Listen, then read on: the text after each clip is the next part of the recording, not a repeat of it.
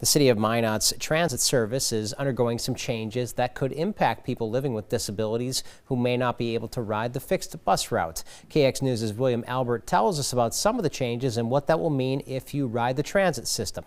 The City of Minot will now require neighbors with disabilities who use paratransit through the Source Basin Transportation Services to complete an application to certify that they are riders. Minot City Transit is now receiving federal funding through the Federal Transit Administration, which is why people needing to use the service will have to fill out the application. Along with the application, they must sign a release granting permission for city staff to contact a rider's medical provider. City of Minot Transit Superintendent Brian Haringa says riders have different eligibility categories. You can be unconditionally eligible, which basically means due to your circumstances, you are eligible for all of your rides to be done on paratransit service. And the paratransit operates just like the demand response that Source Basin provides. Haringa says that with the eligibility requirements, not everyone will be eligible for paratransit services. However, the City of Minot's fixed bus routes are already very friendly to those with disabilities. Some people may not be eligible.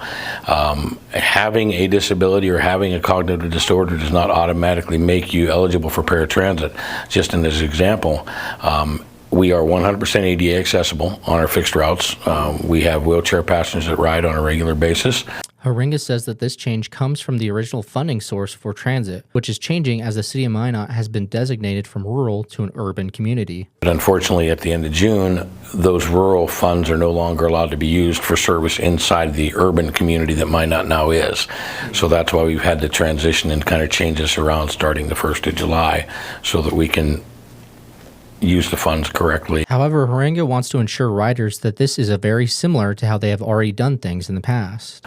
Once you're approved, that your information gets given over to Source Basin. They keep that in their database, and when you call in to make your ride, you would just let them know that you're a certified paratransit rider. They would have that listing available to them.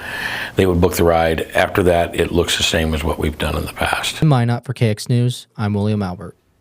The City of Minot is encouraging riders to start filling out some of that paperwork as soon as possible. For information about how to get signed up for paratransit, you can go to kxnet.com. We have a link with information.